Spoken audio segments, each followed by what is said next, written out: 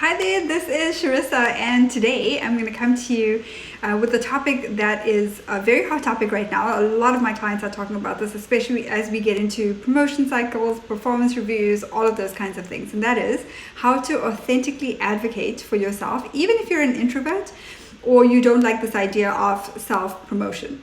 So this also came up because I had a conversation today with an incredible podcast host, and I'm going to be interviewed on her podcast. And we were talking about this, about how how critical it is to be able to advocate for yourself, right? And how to do that really, really well.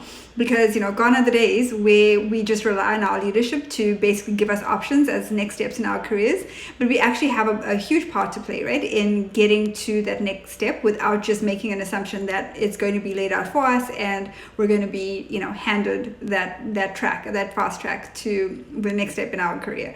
So with that, of course, comes this level of responsibility. So there's a couple of things that you absolutely need to know in order to be successful, and also think about it through a different lens as well. So it might not just be for you, but also helping your team, your direct reports, be set up for success as well, and how to do this really effectively for them so that they can get to the right next step for them.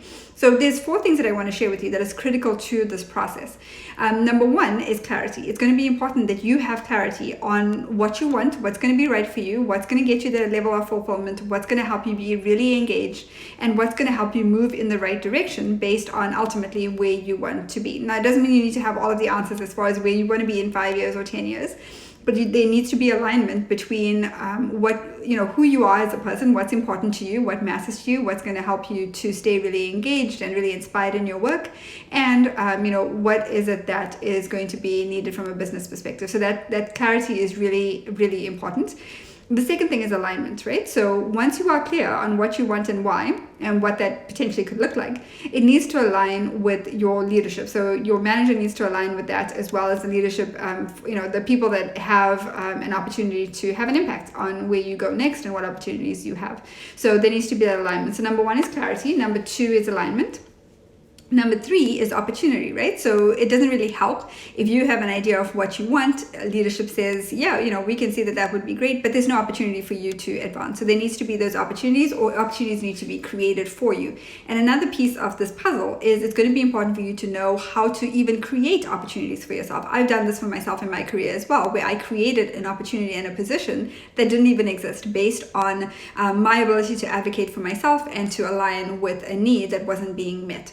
So you need to know, how do you do that really, really well, communicate effectively, have that level of impact and influence that you want to have without simply relying on your leadership to do it for you, because they may or may not, do it. So the other thing is advocacy, right? So being able to advocate for yourself, but also empowering your leadership to advocate for you as well. That, of course, is going to be incredibly important.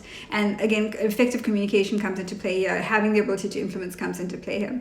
So it's about having clarity, having that alignment, having having opportunities out there, either where you create those opportunities that was created for you, or opportunities that already exist, and then advocacy. So when all of these things align, that's what's going to give you the biggest chance of success, and that's where you can really authentically advocate for yourself, even if it doesn't feel comfortable for you. I walk my clients through the process of doing this by hitting those key areas, how to do that in a way that feels good to you, feels authentic to you, and where you get the opportunities you want, even if you're an introvert and it just you kind of shy away from this type of thing. But also just remembering that the reason that you want to have you want to go to that next step is also to help other people, right? To have more impact, to be able to have more influence, to have the opportunity to do more, to add more value. So when you have that intention in mind, it's usually a lot easier. That's kind of a bonus tip. It's a lot easier to be able to advocate when you know that it's not just your desires on the line, but it's so much more than that. You have the ability to impact and to have influence, but you need to kind of step out of your comfort zone, make sure you're getting all of these different steps right in order to do this. The other thing that I talked with the podcast host about today, that I'm going to be talking a lot more about in this interview, and don't worry, I will definitely share the link with you when that becomes available, so you will have the link to the full interview. But one of the things we talked about as well is this idea of promotion. That's when you are within an organization. So if you're being promoted or evaluated for promotion from within, most of the time it's going to be based on your level of productivity, right? What can you do? Do you have the ability to function at that next level or go into that next role and be able to deliver? So it's a lot of times a big part of that decision is based on your productivity or your performance rather, right? So your performance is plays a big part in them making that decision of whether or not you can step into that next role. So it's performance-based versus potential-based, whereas when they interview candidates from the outside, right, a lot of that is based on potential. They hire based on potential. So there's this idea, the difference between hiring based on performance, which usually comes from an internal hire, so they base it on performance with an internal hire versus basing it on potential for an external hire. So if you are an internal hire, you really need to know how to advocate for yourself based on your performance. And even if you are externally looking to get hired by an external company or organization, you need to know how to position yourself really, really well when it comes to your potential, so that they see the potential in you. They see your level of confidence and the alignment there, so it's an easy hiring decision for them. So I wanted to share that as well as a little bit of a preview of what's to come, and I will share again a lot more on that interview. But I hope that this is helpful to you. Again, I'm going to do a quick recap of these 4 areas that you have to get right. Of course, if you need any help in any of these areas to tailor and customize our approach for you, especially given the fact that we are coming up to performance review time and promotion cycles and all of those things. So again, those 4 areas that you need to focus on is clarity, alignment, opportunity, and advocacy. If you can get these 4 right and get them all aligned, then you are golden. You are good to go, regardless of the situation.